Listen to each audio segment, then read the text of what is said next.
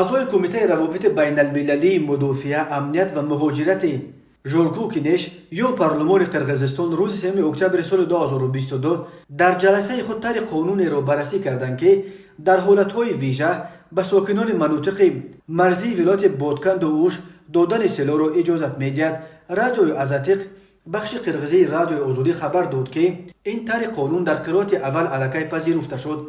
وکیل پارلمان مرلین ممتالیف گفت در پی مناقشه اخیر روزهای 14 سپتامبر سال 2022 در مرز تاجیکستان و قرقیزستان که از دو طرف بیش از 130 کشته و بیش از 400 زخمی به جا گذاشت، قرار این شد تا همه پیشنهادهای صادر داده در یک سند گرد آورده شوند. ممتالیف گفت در نظر است به 4 قانون از جمله قانون موبیلیزاسیون، قانون عهدهداری حربی، قانون سلاح و قانون مأموران مناطق مرزی تغییرات وارد کرده شود. او افزود بعد حوادث بادکن ما با ساکنان محلی صحبت داشتیم. آنها خواستند که به ساکنان امکان بسیج اختیاری داده شده محدودیت های مربوط به سن و سال از بین برداشته شوند. در آنجا شهروندانی هستند که شکارچی‌اند، آمادگی حربی دارند. همچنین ما پیشنهاد داریم که به قانون سلاح تغییرات وارد کرده در برخی حالت‌ها بدون به عنوان گرفتن سابقه هم به اهالی این مناطق سلاح داده شود. این به معنای نیست به هر مودع رفت سلاح بدهند. ترتیب دادن سلاح را باید وزارت کارهای داخله معین کند.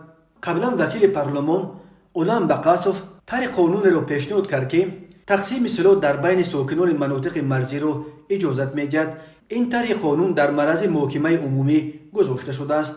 ماه سال 2021 در پی مناقشه قبلی خونین در مرز تاجیکستان و قرقیزستان که 55 کشته، 36 نفر از طرف قرقیزستان و 19 نفر از طرف تاجیکستان و بیش از 240 زخمی به جا گذاشت، یک گروه وکیلان پارلمان قرقیزستان علیه عین پیشنهاد به ساکنان مناطق مرزی تقسیم کردن سلاح را در بین گذاشته بودند.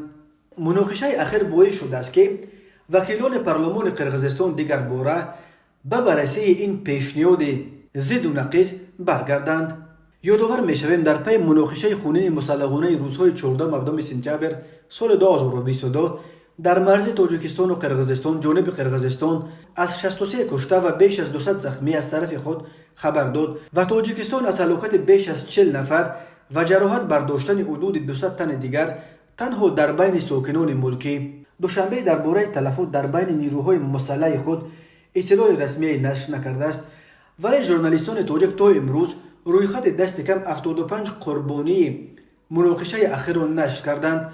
هر دو طرف در آغاز مناقشه ماه سپتامبر یکدیگر را عیبدار می‌کنند.